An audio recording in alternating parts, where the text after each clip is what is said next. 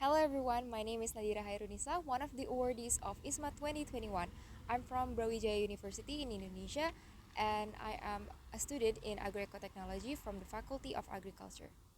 Right now, I am in front of Perpustakaan Sultan Azhar or Library of Sultan Azhar.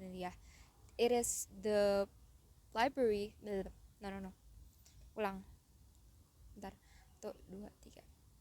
Right now, I am currently in front of Perpustakaan Sultana Zanaria or Sultana Zanaria Library.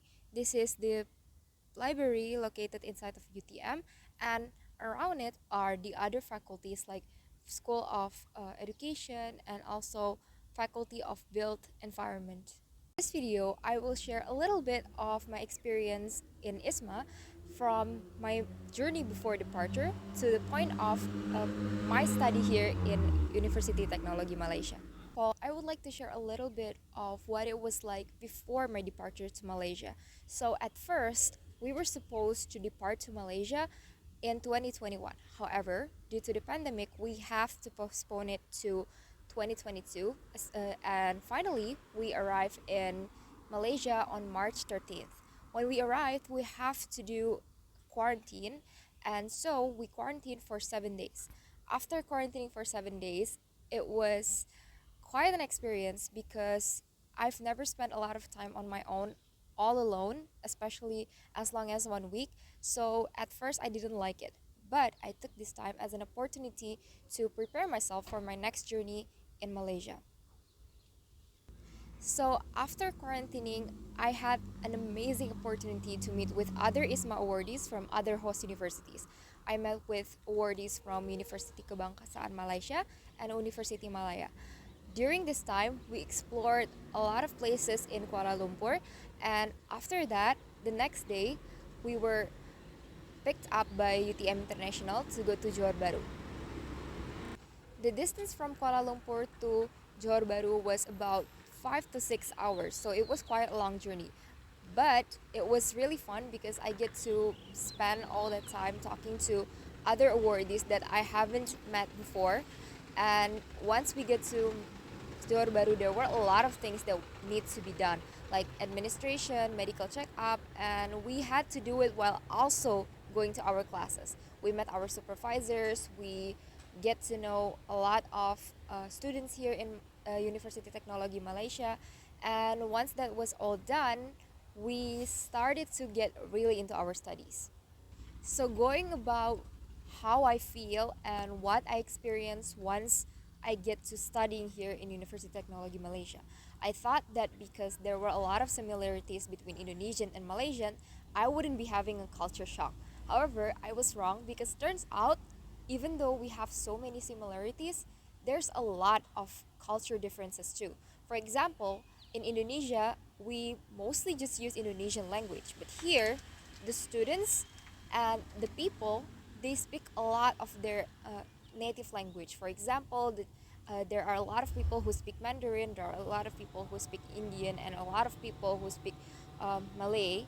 But there are also, all of them are also really good at speaking English because the language that's used to study here in Malaysia, in University Technology Malaysia in particular, is English. So it was a major culture shock for me to hear that some people are not able to speak Malay, and there are people who only speak Mandarin, and there are people who doesn't really understand Malay. And at first it was kind of hard for me to navigate through my everyday life, but it's different from in Indonesia where ethnic languages are not used in everyday conversation if you are living in Jakarta, but here their everyday language is their native language. So apart from my studies, there are also other activities that I managed to join and participate in, and it's all thanks to the people around me and my friends, and they invite us to a lot of cultural programs, invite us to a lot of activities, and we had an amazing opportunity where we spent Ramadan in Malaysia. And this is the first time that I spent Ramadan away from my family and outside of Indonesia, and to see the difference in how Malaysians deal with Ramadan and how they spend their Ramadan is so interesting because, for example, here during Ramadan, you can see fireworks every night, people playing with fireworks every night, whereas in Indonesia, we can see it maybe during the Hari Raya or Idul Fitri. And here also, they have what they call as Pasar Ramadan, or in short, what they call Param. And I spent a lot of time picking foods in those food stalls and seeing the different foods that they serve during Ramadan. It was an exciting experience to spend a lot of time during iftar with my Malaysian friends and also other exchange students because we had the opportunity to do iftar once with UTM International. So we could introduce what Ramadan is to our friends from Europe, and it was really amazing.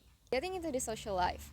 So here, I had the most interesting experience meeting with people from other countries. For example, my friend and I, we made a good friend with the exchange student from Lithuania, and hearing the difference in our culture, in our everyday life, and how they view Asian cities, it was a new perspective for me because I feel like looking at cities in Malaysia and Indonesia, it's quite similar.